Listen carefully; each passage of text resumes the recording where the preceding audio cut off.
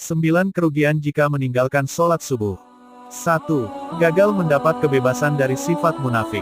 Rasulullah Shallallahu Alaihi Wasallam bersabda, sholat yang paling berat pelaksanaannya bagi orang munafik adalah salat isya dan salat subuh. H.R. Al-Bukhari. 2. Gagal mendapat salah satu sebab masuk surga, jannah. Rasulullah Shallallahu Alaihi Wasallam bersabda, barang siapa yang sholat bardain, maka ia akan masuk jannah. Muttafaq alaih. Maksud dari al-bardain adalah sholat subuh dan asyar. 3. Gagal mendapat salah satu sebab selamat dari neraka. Rasulullah Shallallahu Alaihi Wasallam bersabda, tidak akan masuk neraka seseorang yang salat sebelum terbit matahari dan sebelum terbenamnya. H.R. Muslim No. 634. Maksudnya adalah salat subuh dan salat asyar. 4. Gagal mendapat bantuan dan penjagaan dari Allah Subhanahu wa Ta'ala.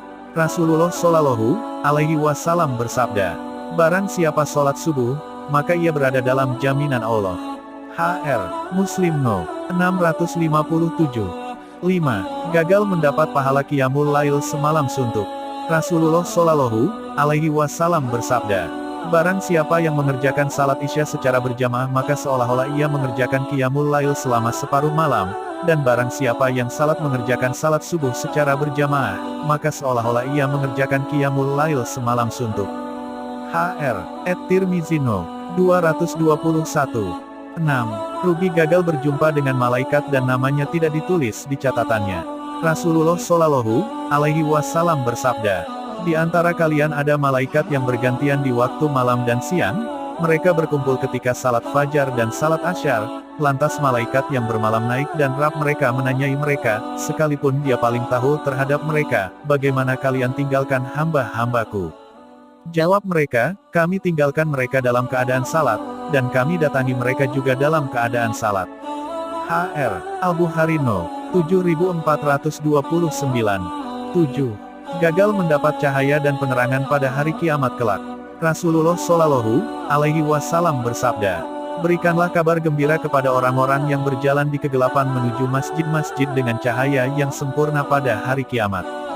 H.R. Abu Daud No. 561. 8. Gagal mendapat pahala yang setara dengan dunia dan seisinya. Rasulullah Shallallahu Alaihi Wasallam bersabda, 2 rakaat sholat fajar lebih baik dari dunia dan seisinya. H.R. Muslim No. 725. 9. Kehilangan berbagai kebaikan, berkah, pahala, dan kebaikan.